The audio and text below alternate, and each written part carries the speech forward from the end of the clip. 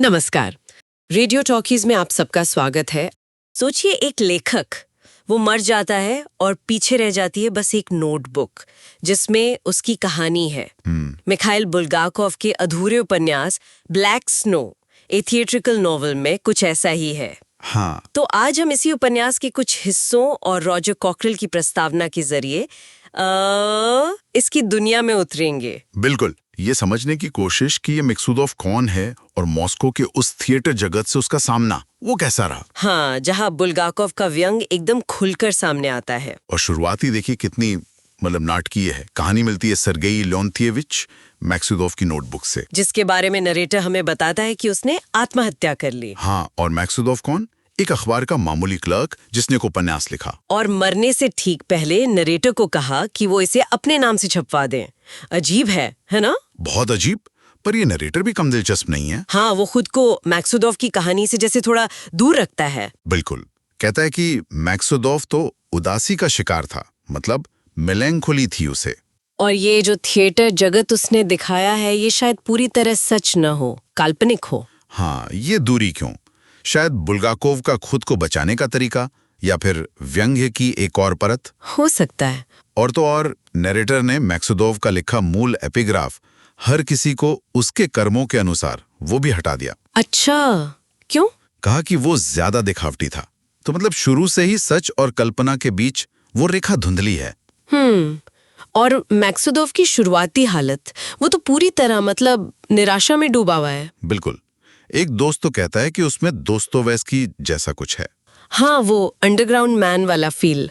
अपना उपन्यास लिखने के बाद वो आत्महत्या के बारे में सोच रहा है। उसका कमरा, वो दीवान जिससे स्प्रिंग बाहर झांक रहा है, अकेली बिल्ली, सब कुछ जैसे चीख चीख कर उसका अकेलापन और हताशा दिखा रहा हो। सही बात है। और किरदार का ये शुरुआती अंधेरापन वो बाद के थिएटर अनुभवों के साथ एक मजबूत कॉन्ट्रास्ट बनाता है। और ये जानना भी जरूरी है कि मैक्सूदोव की कहानी बुल्गाकोव के अपने अनुभवों से काफी मिलती है। हाँ, उनका उपन्यास द व्हाइट गार्ड और नाटक the days of the turbans, उसके साथ जो हुआ उसकी झलक है इसमें। लेकिन मैक्सूदोव सिर्फ बुल्गाकोव नहीं है। नहीं, बिल्कुल नहीं। वो एक अलग घड़ा हुआ जटिल पात्र है। तो इसी निराशा के माहौल में उसे थिएटर से बुलावा आता है।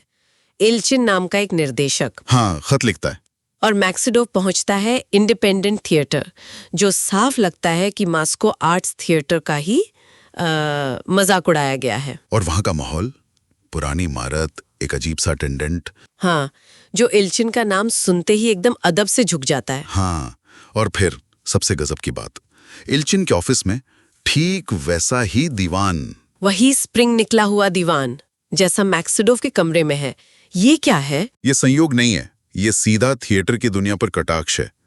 कैसे एक नाम सुनते ही व्यवहार बदल जाता है। कैसे बाहरी चमक दमक के पीछे वही टूटन, वही कबाड़ छिपा हो सकता है जो मैक्सूदोव की अपनी जिंदगी में है। सही कहा।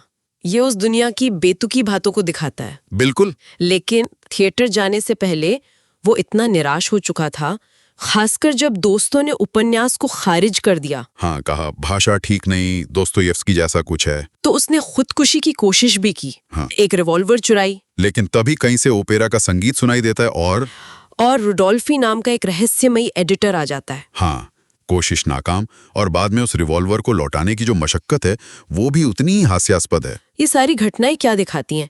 मैक्सूदोव की मानसिक अस्थिरता। हाँ, और उसकी जिंदगी में जो बेतुकापन भरा है वो भी। रुडोल्फी का यूं अचानक आना और गायब हो जाना वो कहानी के असली नकली वाले धुंधलेपन को और बढ़ाता है। बिल्कुल। सवाल उठता है कि क्या कुछ भी वैसा है जैसा दिख रहा है? और फिर थिएटर की असलियत से पहला सामना वहाँ की नौकरशाही। वो कॉन्ट्रैक्ट। गैब्रियल स्टेपेनोविच के साथ एक अजीब सा कॉन्ट्रैक्ट साइन करता है जिसकी ज्यादातर शर्तें हैं लेखक ये नहीं करेगा। हद है। मतलब पैसों की बात करो तो आत्मा और कला की दुहाई। हाँ, और एडवांस के नाम पर मामूली रकम के लिए मोल भाव। ये सीधा हमला है थिएटर की व्यवस्था पर। कैसे कलाकारों का शोषण होता है, कला की बड़ी बातें और पैसों के लिए खींचतान। ये दोहरापन साफ दिखता है। बिल्कुल। फिर वो मिलता है पोलेक्सेना टोरोपेत्स्काया से, जिसका ऑफिस एक चेंजिंग रूम है। हाँ, और दीवारों पे तस्वीरें किसकी? अरिस्तार्ख प्लाटोनोविच की, जो शायद असल डायरेक्टर निमिरोविच डेनचेंको का प्रतीक है। गोगोल और टॉल्स्टॉय जैसे महान लेखकों के साथ। जैसे वो खुद भी उन्हीं की लीग में हो, अमर हो गया हो। ये क्या है? थिएटर के दिग्गजों की व्यक्ति पूजा। कैसे संस्थाएं अपने आसपास एक आभा मंडल, एक अपनी पौराणिक कथा गढ़ लेती हैं।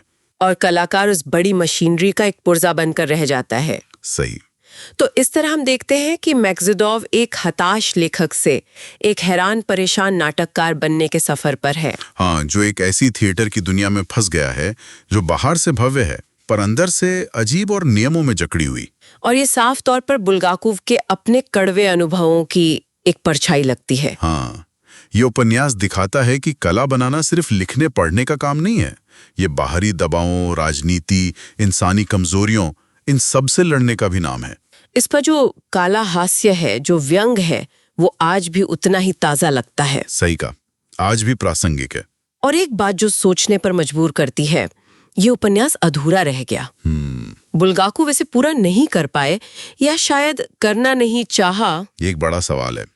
क्या ये अधूरापन ही अपने आप में एक टिप्पणी है, एक प्रतीक? शायद उन अंतहीन बाधाओं, निराशाओं और बेतुकेपन का, जिनका सामना मैक्सिडोव कर रहा था और शायद बुल्गाकोव खुद भी थिएटर की उस मशीनरी में जैसे वो फंस गया था। ये सवाल कहानी अपने पीछे छोड़ जाती। तो इसी विचार के साथ आज की ये चर्चा यहीं समाप्त करते हैं। अगली बार फिर मिलेंगे रेडियो टॉकीज पर।